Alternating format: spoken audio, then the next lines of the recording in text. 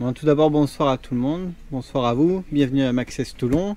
Donc là, il y a une question, c'est gants mi-saison ou été, gants courts ou longs au niveau des poignets, et les gants pour les poignées chauffantes. Voilà. Alors, on va revenir encore un peu comme un peu les casques.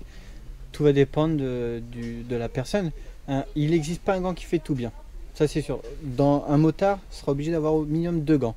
Le gant d'été, un gant d'été forcément court. Il en existe des longs, hein. Mais plus c'est court, mieux vous serez léger, plus ventilé. Et après, il y a les gants mi-saison, l'intervalle entre la fin de l'été et le début de l'hiver. Et après, il y a le gros gant hiver. Il n'y a pas un gant qui fait tout bien. Il faut adapter le gant pour l'été. Il y aura un gant mi-saison et un gant hiver. Moi, j'ai 3 paires de gants. Pour l'hiver, il faut un en mitouflé. Hein, c'est vrai que les gens se plaignent parce qu'ils sont gros, mais bon, si on prend fin, automatiquement, ils seront un peu moins résistants. Après, il y a beaucoup de choix. Le meilleur, ça reste les Primaloft. Le Primaloft, c'est une nature extrêmement chaude. Et après, avec une étanchéité, Gore-Tex ou waterproof.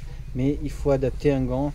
L'été, vous porterez un gant l'été. Pour l'hiver, un gant pour l'hiver. Et entre les deux, la mi-saison. Alors, les poignées chauffantes, ça, c'est pareil. C'est personnel. Moi, j'ai testé, j'ai trouvé ça zéro parce que bon, moi, je suis un gros motard. Hein, je roule tous les jours. Poignée chauffante, pour moi, ça chauffe que l'intérieur des mains, pas l'extérieur. Et pourtant, on est d'accord que le froid vient au-dessus. C'est pour ça qu'il y a les gants chauffants, je trouve meilleur.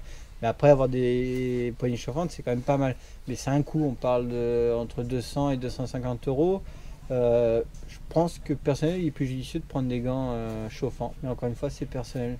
Ça existe des gants chauffants? Bien sûr, des gants avec des résistances, avec batterie intégrée. Voilà, pour moi, ça c'est la révolution. Avoir des poignées, souvent il y a des défauts. Il faut ramener la moto, ça laisse la moto à l'atelier, et vous perdez du temps et de l'argent. Pour moi, c'est pas efficace.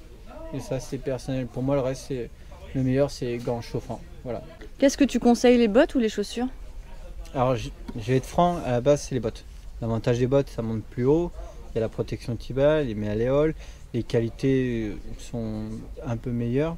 Mais encore une fois, on va revenir, je me répète souvent, mais c'est au choix du client. À l'heure d'aujourd'hui, on arrive à avoir des produits ultra résistants, ultra renforcés, et on dirait même pas que c'est des bottes moto. Voilà. Moi, je porte que des bottines qui passent partout. Les gens veulent plus, on a pu, il y a 10 ans en arrière, 15 ans, quand j'ai commencé à moto, tout le monde voulait la bosse aérodynamique, des bottes. Maintenant, c'est tout l'inverse. Les jeunes veulent des trucs décontractés. Et ils arrivent à faire des hautes qualités. Alors bon, je pense que c'est par rapport, encore une fois, si une personne fait beaucoup de route, il a besoin d'une qualité assez élevée, il lui faudra des bottes.